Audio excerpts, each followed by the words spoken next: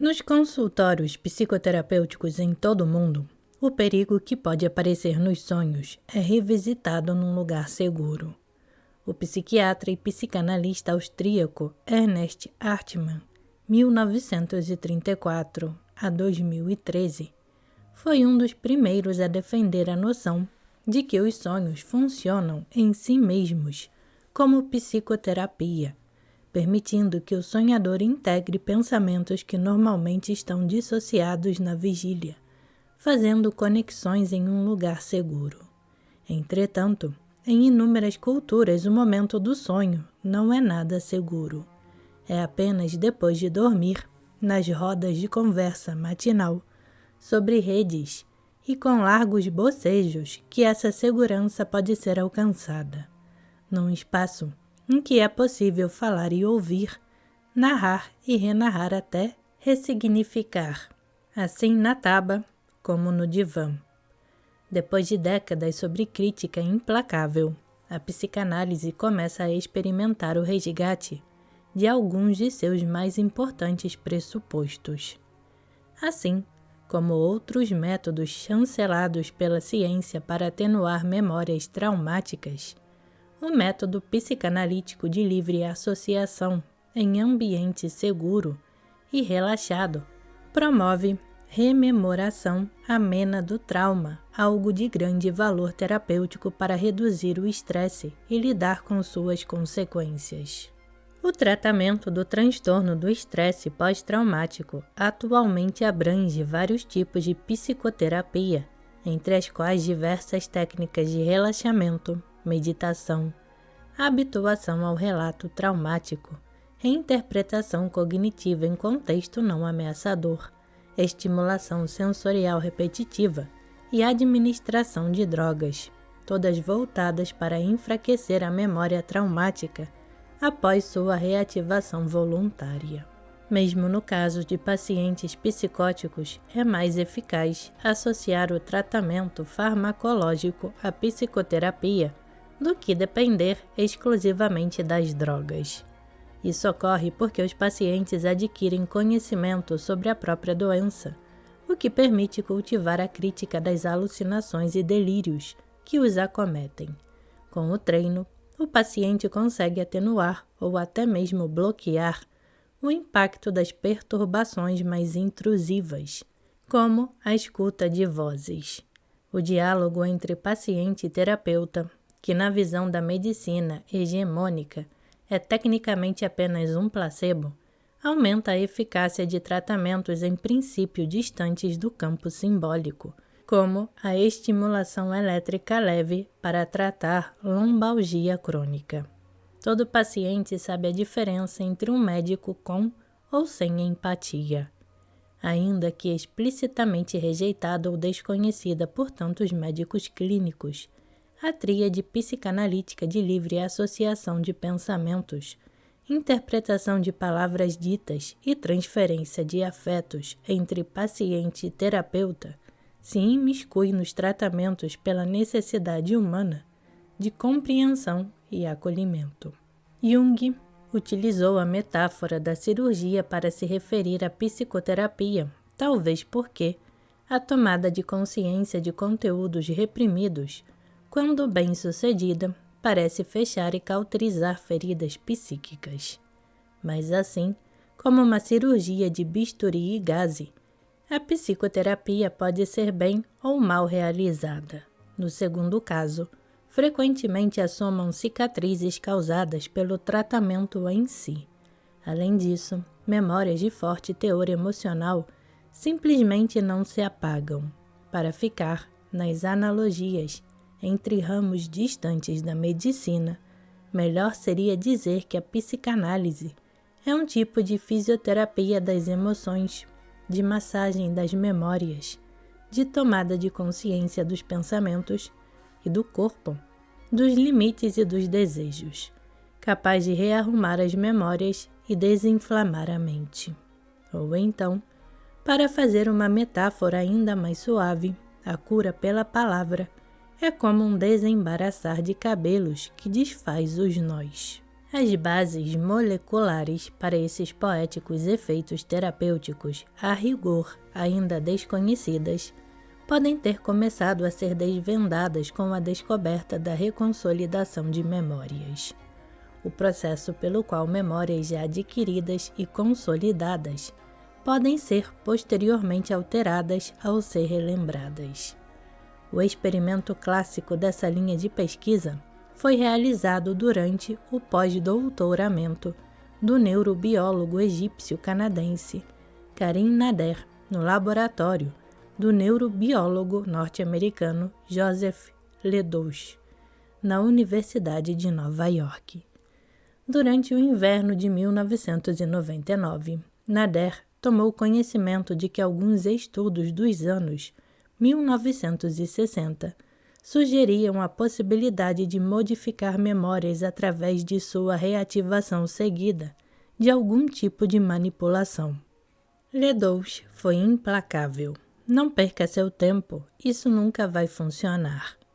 Mesmo assim, decidido a revisitar a ideia herética, Nader treinou ratos com um sinal sonoro seguido de um choque elétrico fraco. Essa sequência de eventos fez com que os ratos se lembrassem de que o som precede o choque, imobilizando-os. Nader, então, esperou 24 horas e voltou a apresentar o sinal de socorro, só que dessa vez não houve choque, e sim a injeção no cérebro de uma substância que inibe a produção de novas proteínas. A injeção ocorreu na região cerebral da amígdala, envolvida na codificação do medo de estímulos específicos.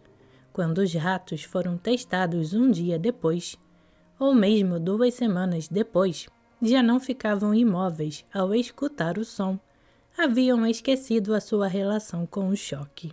A despeito de grande resistência inicial dos especialistas da área, o fenômeno da reconsolidação de memórias foi replicado de muitas formas diferentes em modelos animais distintos. A pesquisa valeu a Nader uma merecida notoriedade e o cargo de professor titular de psicologia na Universidade McGill.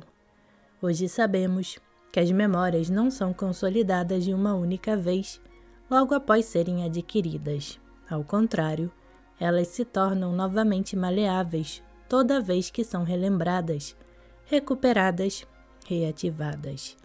Essa renovação da maleabilidade da memória depende dos mesmos mecanismos de regulação de genes e produção de proteínas que são ativados na vigília durante uma situação de aprendizado.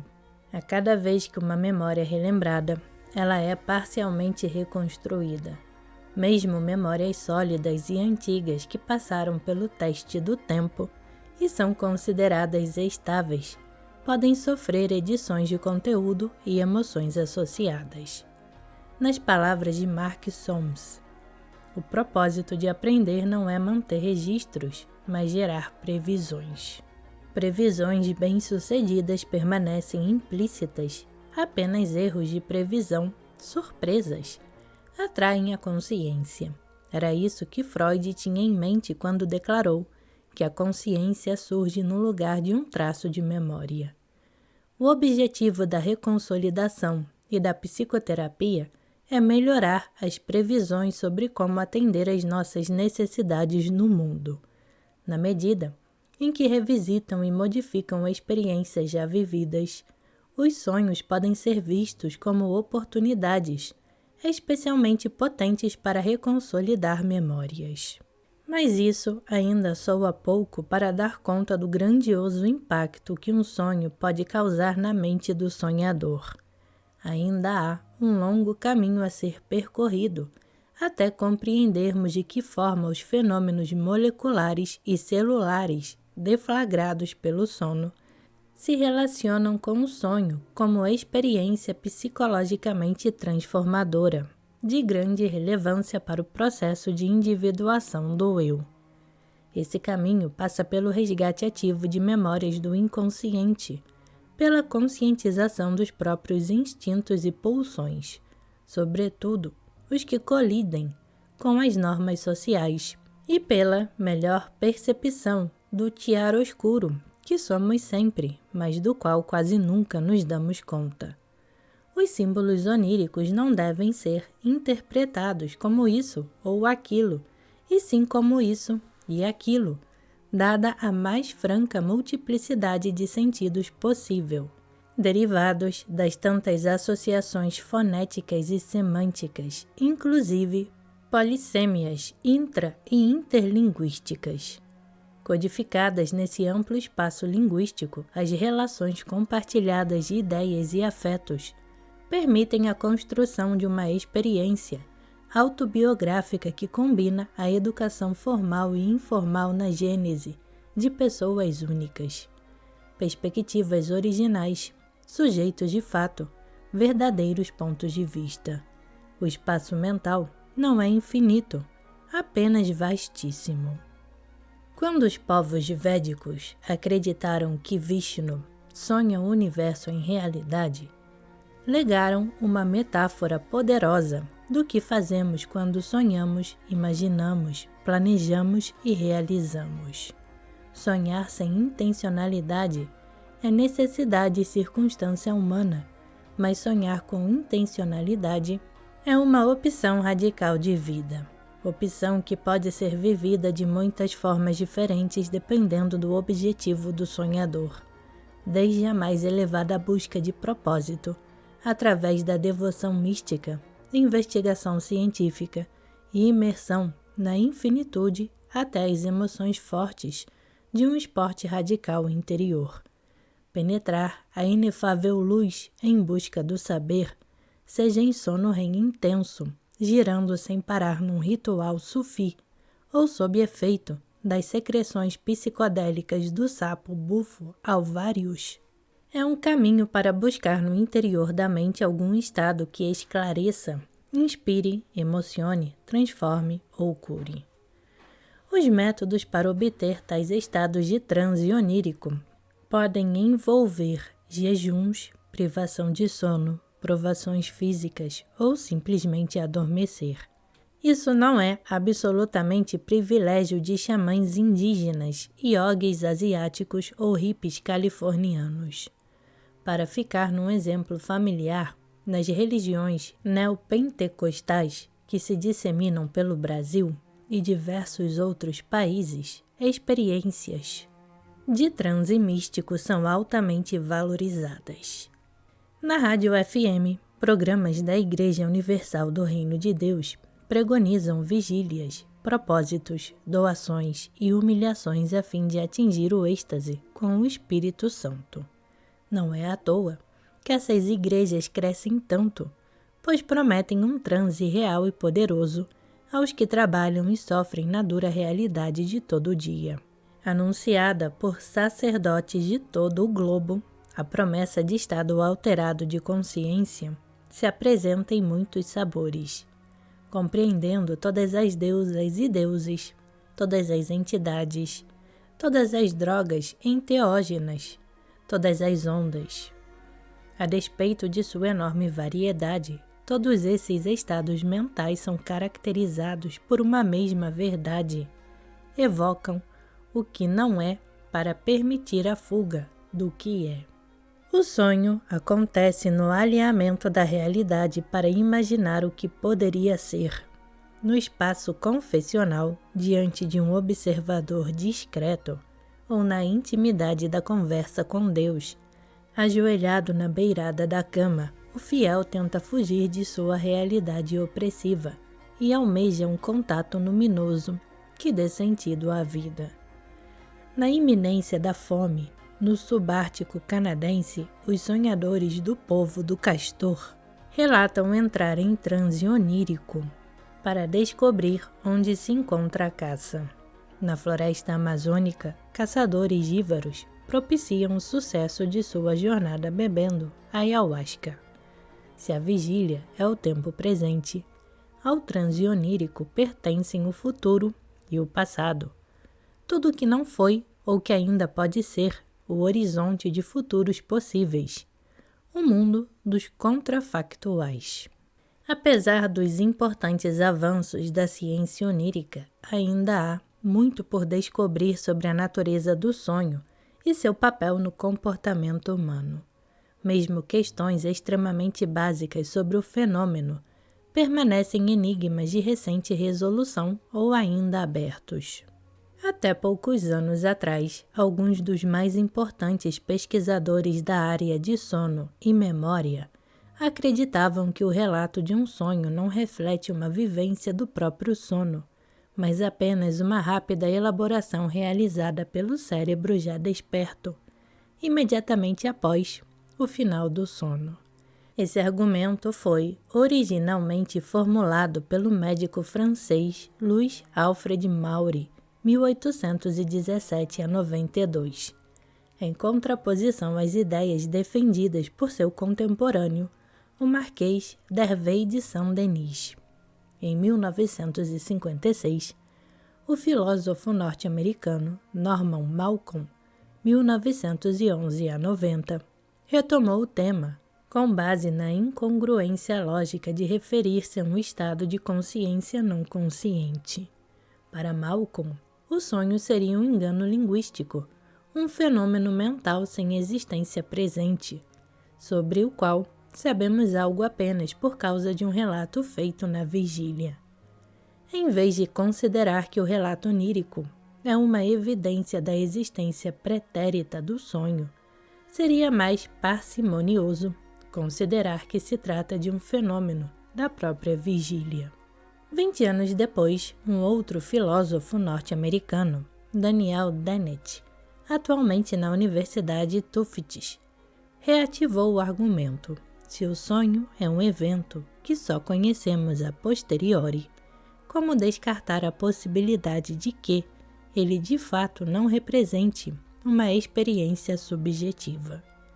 Durante o sono, com algum grau de consciência, mas sim o acúmulo inconsciente de modificações sinápticas que se tornam uma experiência subjetiva apenas após o despertar.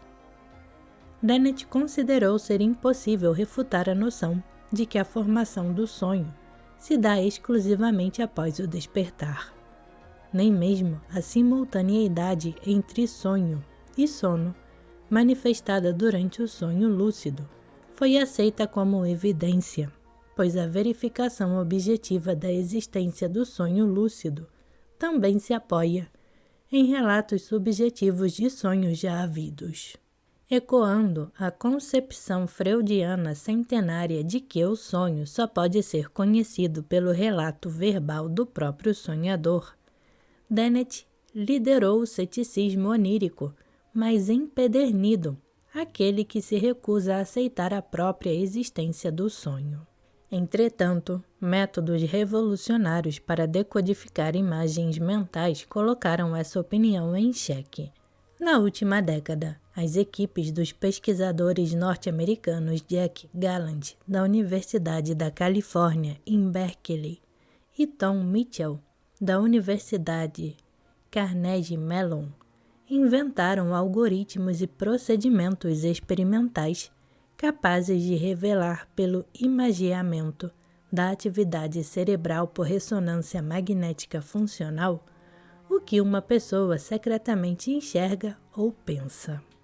O método de dar água na boca no escritor de ficção científica Isaac Asimov se baseia na coleta extensiva de dados do indivíduo enquanto é exposto repetidamente a estímulos variados. Em seguida, tecnologias de aprendizado de máquina são usadas para detectar informações relevantes.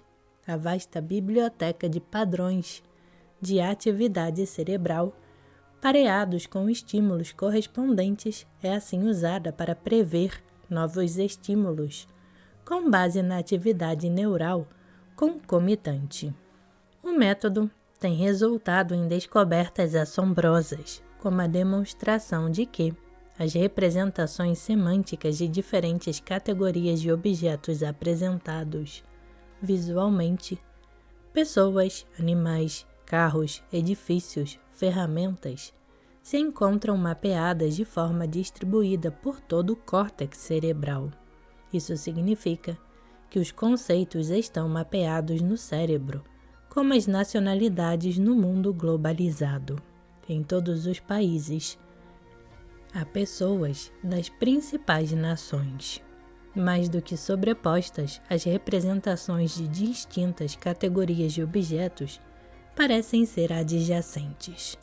Entretanto, quando o sujeito experimental é instruído a buscar uma categoria específica no filme que serve de estímulo visual, grande parte dos voxels, pixels em 3 dimensões, que são a unidade espacial da medida na ressonância magnética funcional, ajustam sua resposta no sentido da categoria assistida. Isso faz com que se expanda a representação da categoria específica, por exemplo, homem, bem como das categorias semanticamente relacionadas, por exemplo, mulher, pessoa, atleta, pedestre, criança, animal, placentário. Em contrapartida, a representação das categorias muito distintas da categoria alvo foram comprimidas, por exemplo, texto, bebida. A atenção para uma categoria específica deforma o mapa de representações como um todo, de acordo com as relações semânticas entre os objetos representados, além de revelar aspectos inéditos da organização das memórias no cérebro. Os resultados do novo campo da decodificação têm profundas implicações existenciais, pois superam a inviolabilidade do pensamento.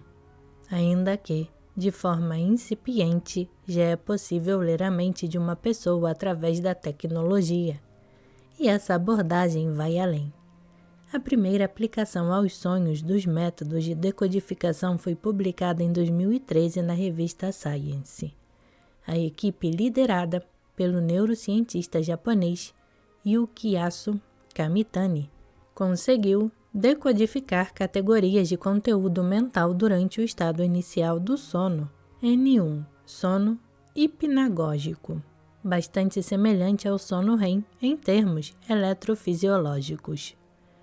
São sonhos geralmente curtos, mais parecidos com cenas isoladas do que com cinema. Usando sinais de regiões cerebrais mais distantes dos órgãos sensoriais, Kamitani e seus colaboradores conseguiram decodificar características oníricas específicas, por exemplo, carro e homem, em 70% das vezes. Embora ainda incipiente, o estudo foi suficiente para testar a hipótese de que os sonhos se formam imediatamente após o despertar. Os resultados mostraram que a máxima correlação entre sinal neural e conteúdo mental ocorreu cerca de 10 segundos antes do despertar, com decaimento subsequente. Em outras palavras, o sonho não é formado após, mas durante o sono. Mais recentemente, Giulio Tononi e sua equipe obtiveram resultados semelhantes investigando ondas elétricas cerebrais. Eles decodificaram sonhos com sucesso, separando-os segundo a ativação das regiões cerebrais envolvidas na representação de categorias mentais específicas, como faces, lugares, movimento e fala. O evento da decodificação neural permitiu finalmente descobrir aspectos gerais do sonho alheio, motivando a expectativa de prescindir por completo da elaboração secundária, o relato feito sobre o sonho e não o sonho em si, de modo a acessar o conteúdo onírico diretamente. Em tese, isso permitirá ter acesso ao material bruto do sonho, absolutamente livre de associações, repressão ou censura.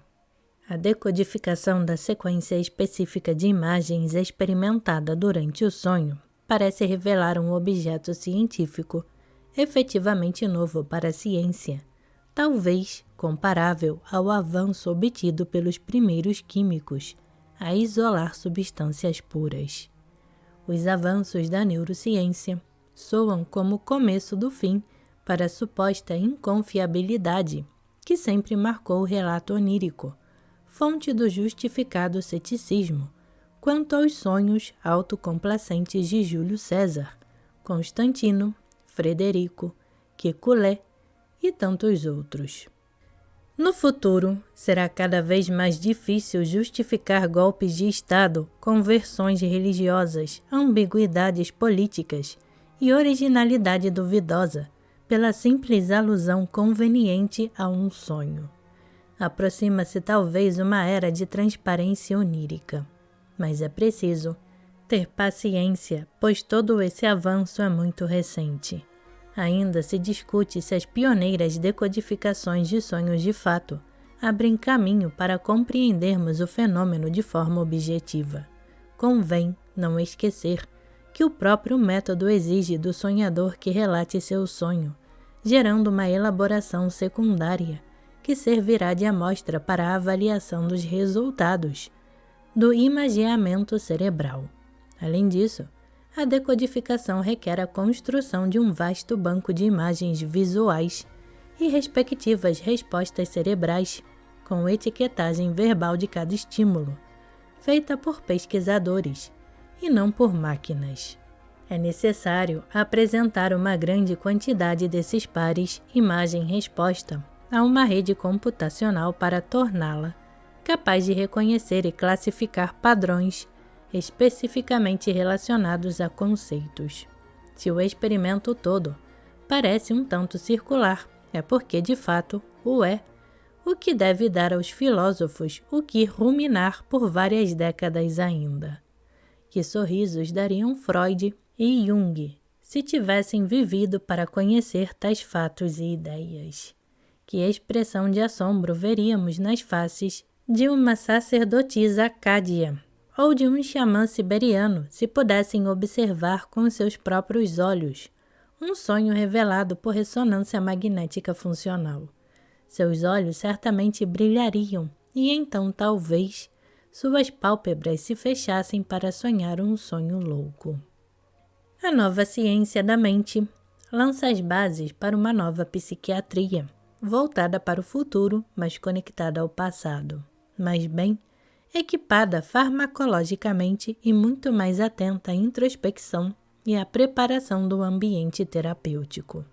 É cada vez mais evidente que o cuidado profissional da doença mental precisa incorporar os conhecimentos das práticas xamânicas tradicionais. Dormir e sonhar melhoram a saúde do corpo e aumentam a plasticidade neural. Isso converge com a demonstração recente de que os psicodélicos serotoninérgicos clássicos estão entre as substâncias que melhor emulam o estado onírico, fortalecendo processos de consciência primária. É preciso reconhecer a crise da supermedicalização na psiquiatria.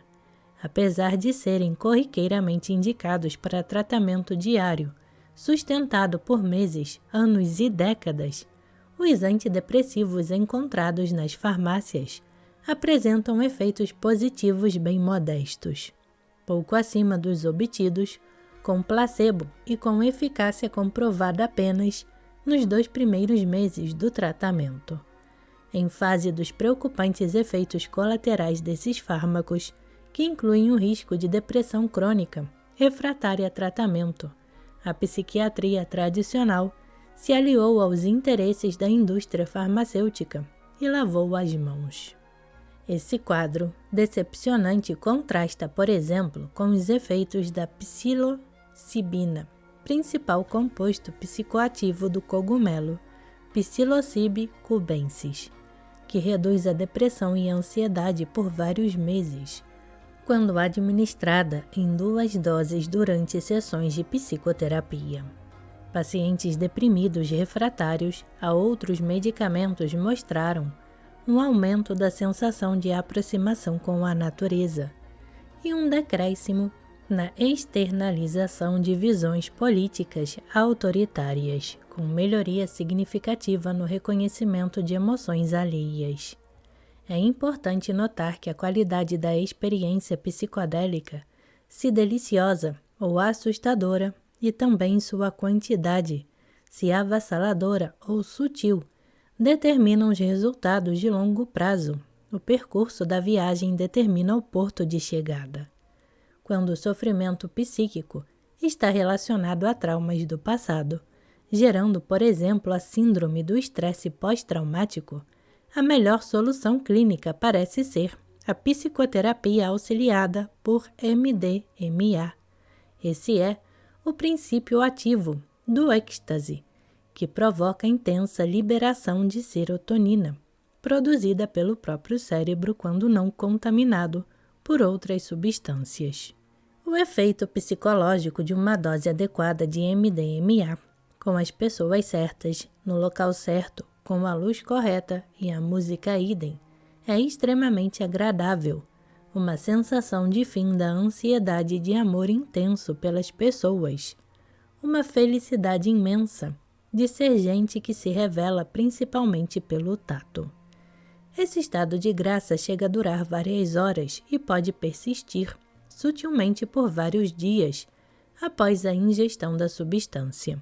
O MDMA foi usado para a terapia de casais nos anos 1970, mas foi proibido por Nixon, apesar de ser mais seguro do que quase todas as principais drogas psicoativas. Ao contrário de outros psicodélicos, o MDMA não provoca grandes alterações perceptuais nem alucinações na maior parte das pessoas.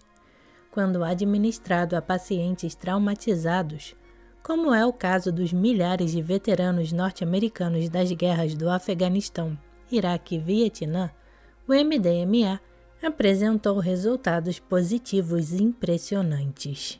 Em maio de 2018, foi publicado na prestigiosa revista The Lancet Psychiatry o resultado de um rigoroso ensaio clínico dos efeitos do MDMA em 26 pacientes sofrendo de estresse pós-traumático por no mínimo 6 meses, incluindo veteranos de guerra e socorristas.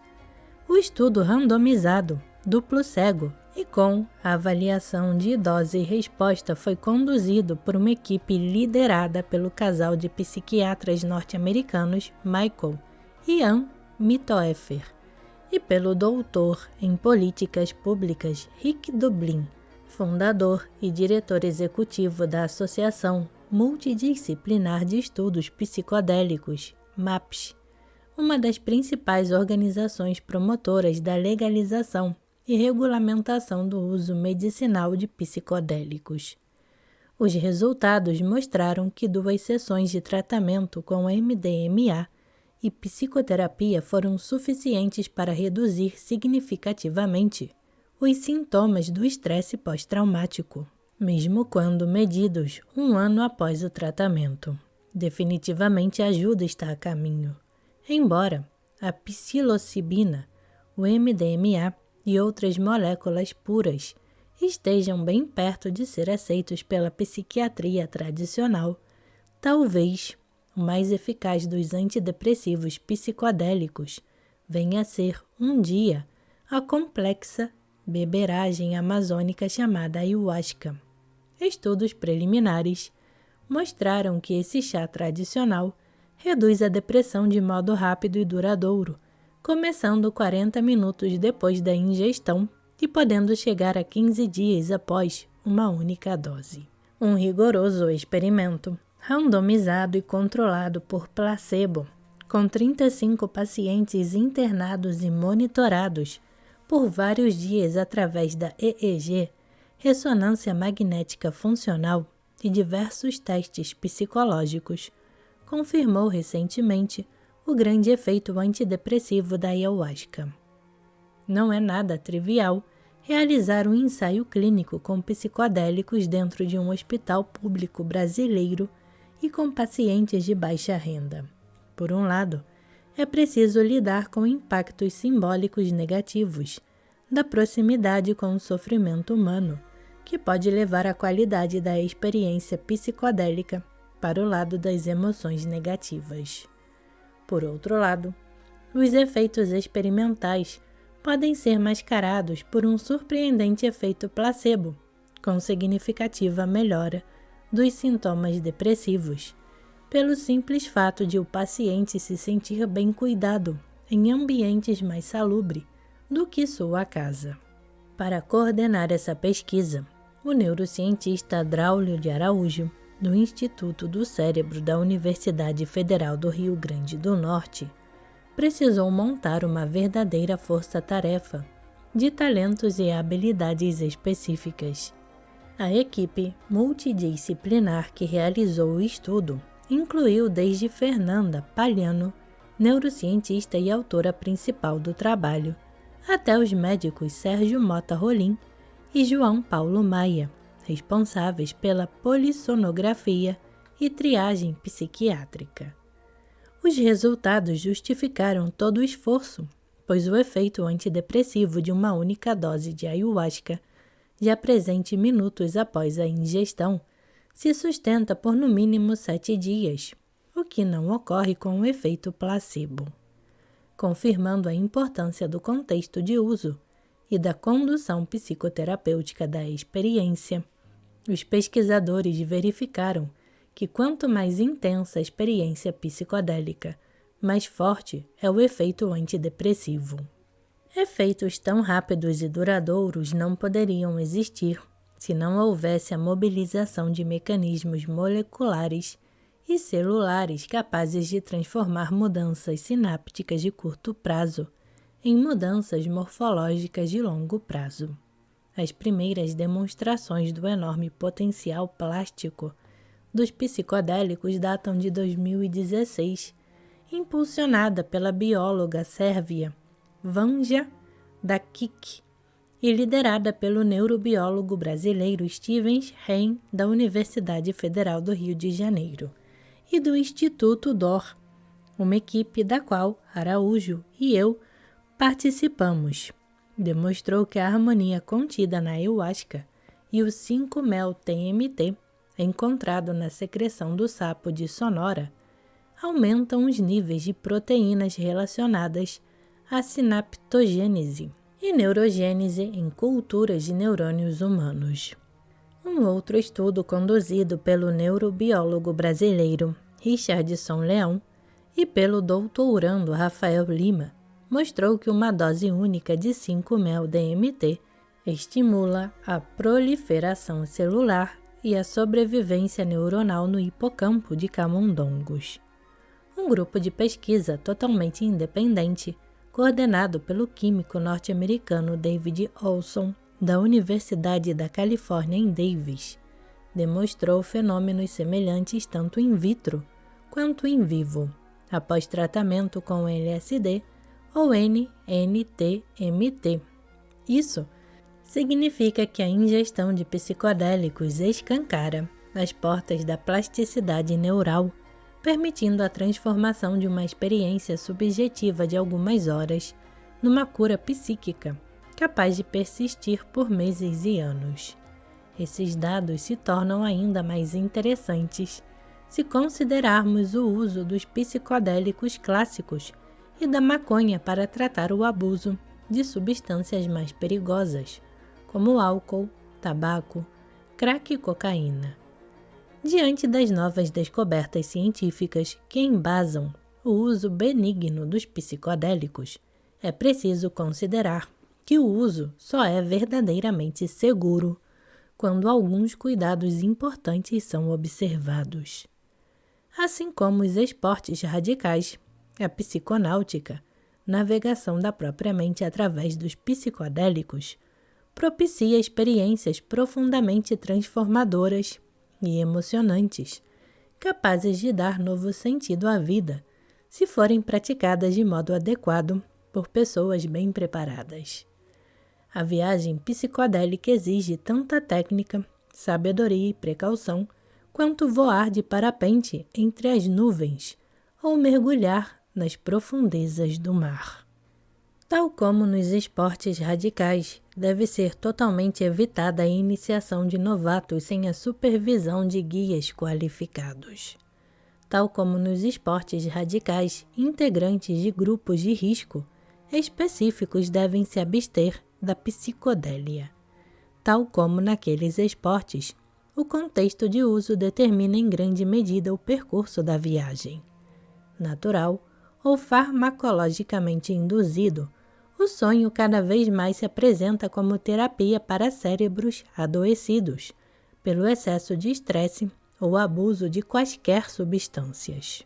É também uma imensa oportunidade de aprendizado para enfermos e sãos. Em abril de 2017, 3.000 pessoas de diversos países se reuniram em Oakland, na Califórnia, para participar do congresso Psychedelic Science, promovido pela MAPS e pela Fundação Beckley.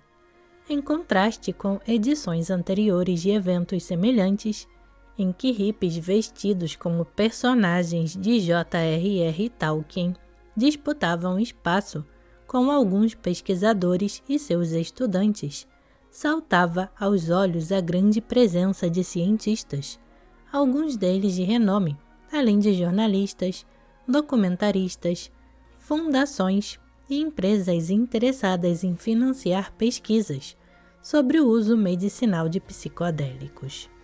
O encontro foi, sobretudo, uma oportunidade de refletir sobre os terríveis cismas do século XX, que criminalizaram plantas e fungos sagrados, estigmatizaram colegas e, afinal, prejudicaram a eficácia terapêutica e a tolerância ideológica entre os diferentes ramos da psicologia e da psiquiatria. Numa sessão sobre o futuro da psiquiatria psicodélica, o psiquiatra norte-americano Thomas Insel, que por 14 anos dirigiu o Instituto Nacional de Saúde Mental, NIMH, dos Estados Unidos, constatou publicamente o fracasso da psiquiatria tradicional na resolução do sofrimento psíquico e reconheceu o imenso potencial dos psicodélicos quando utilizados no contexto adequado. Suas palavras, profundamente reveladoras da hipocrisia farmacêutica que se especializou em vender ilusões, ainda reverberam em minha mente. Muitos de nós, psiquiatras, têm a experiência de que estamos muito mais esperançosos hoje do que éramos 20 ou 30 anos atrás para tratar pacientes com tipos semelhantes de problemas. E, no entanto, os dados não mostram isso. A taxa de suicídio é maior agora, com tendência de aumento em relação ao que era 10, 20, 30, 40 anos atrás. As medidas de morbidade em oposição à mortalidade são maiores e não menores.